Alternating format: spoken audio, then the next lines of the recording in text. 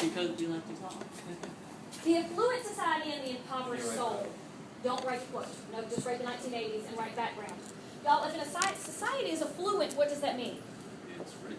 Very good. It's got a lot of money. It's got a lot of material possessions. But if your soul is impoverished, what does that mean? Poor. It's poor. Your heart is empty. So these are people with a whole lot of money without a lot of substance. Do you know people like that today? Yes. So in terms of like situations changing and times changing, we just haven't seen any type of radical change in Americans. Background, write that background real quick. It sets the stage for the 1980s. So we suffer through the 1970s. We've got this horrible hostage crisis. We have an oil embargo, so we have a shortage of gasoline. All kinds of awful things happen. But the 1980s usher in prosperity. It is a new gilded age. What does gilded mean? Covered in gold, exactly right. But even though it's a gilded age, it's covered in gold, remember, what is it hiding? Not just dirt, or domestic issues. And we're going to see that. If you ever watch Duck Dynasty, I believe it is Phil that's always talking about yuppies?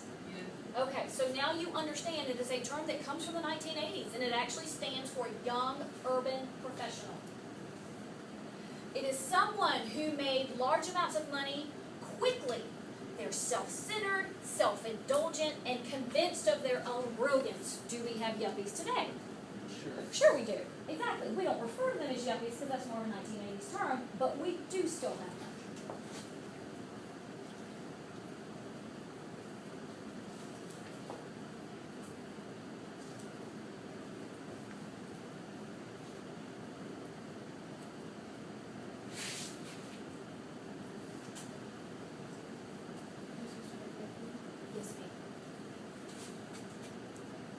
So as you continue with this, we're all the way down to yuppie. I want you to look at this car. It's a Ferrari. Does anybody know what kind? A red one. Very good. Red one. Very good. It's actually called a Testarossa. Testarossa came in one color, which was red, because Testarossa in Italian means red head. Interestingly enough, Testaduda in Italian means hard head. So it's interesting those two are so close. In 1989, this car cost $181,000. That would be the equivalent of our about $800,000 today. So people who were buying Testarossas were people who this was going to be their third or fourth car. They're not buying this because they're going to drop the kids off at school in this two-seater. Interestingly enough also, this Ferrari was not used on racetracks. Many Ferraris were, this one was not. This was one that was sold and marketed purely for luxury.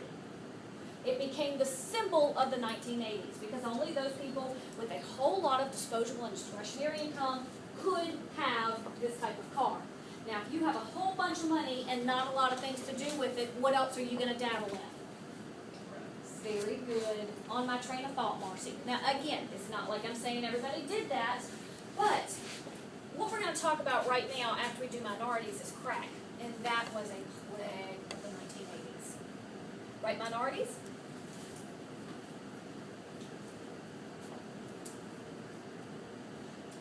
What I'm going to say about minorities is not new. It's not anything you haven't heard of before, but we really see this delineation in the 1980s. So beside minorities, put two types, and then put a dash and put urban poor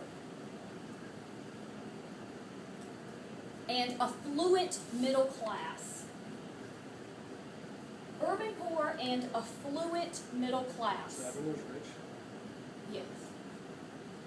Now, y'all, the urban poor are going to have the same problems they've now had at this point for 30 plus years. High infant mortality rates, high crime rate in their neighborhood, high percentage of drug use, higher divorce rate, interestingly enough, high rates of unemployment. The middle class minorities, and we're not just talking African Americans, we're talking anybody, middle class minorities were not plagued by those issues, and there is a one-word difference that begins with an E. What is it? Education. Education is the difference, the accessibility, the availability, and the affordability of education is the difference Right, crack?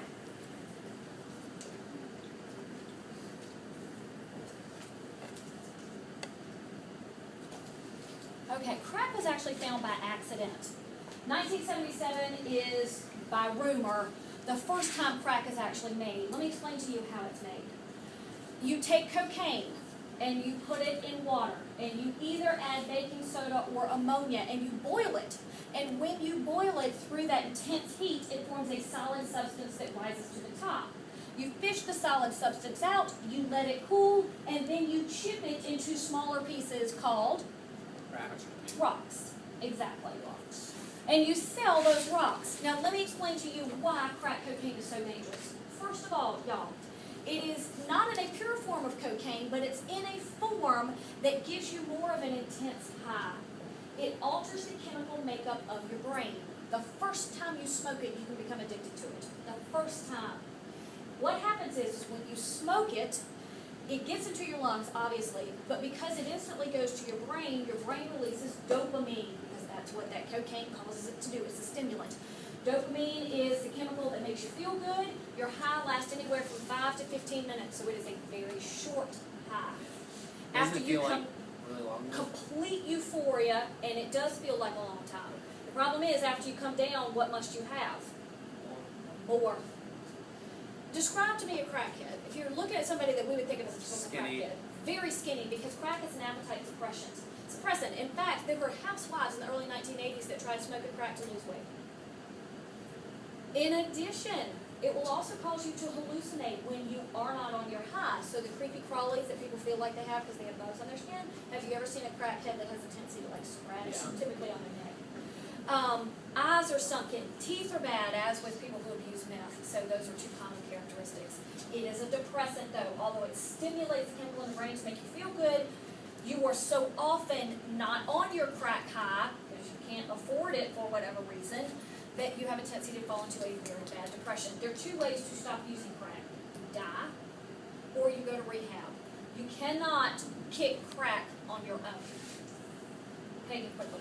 I thought the reason people got so addicted to it was because like the first time you did it, it was like good, and then you never get back to the high you got from the first time. Unless it's laced with something else. Because people will combine crack and heroin at the same time to try to reach that high. Yeah. But see, because on that first time it alters the chemical makeup of your brain, you're thinking, oh, I'll be able to do it again, and you just But it can't. seemed like they were simple. Now, some people will freebase it, which simply means they put it in a spoon and melt it and inject it, much like you melt heroin. I mean, if you want to kill yourself, there are other ways to do it. Crack is so very dangerous. It was an epidemic in the 1980s because at one point it only cost $2.50 a bottle. $2.50. That's cheap. Super cheap. Today, it's still anywhere between $10 and $15. And if you're talking about drugs, that's still cheap. So crack is one of those things that has been around for a long time. Ricky Ross in LA is the main importer of it from Colombia. First crack house not found on the West Coast, found in Miami. Second crack house, New You're York. talking like a rapper. Before. Yes. Same name. Beside crack, this is what you need to put. A highly addictive,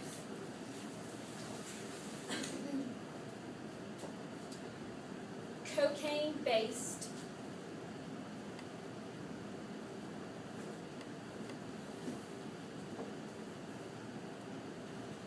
what do I want to say? Drug that causes feelings of euphoria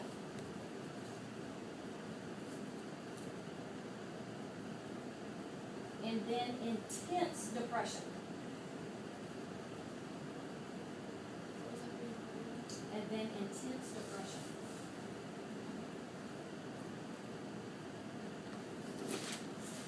Okay, we will have to do then a smart. Done. Good.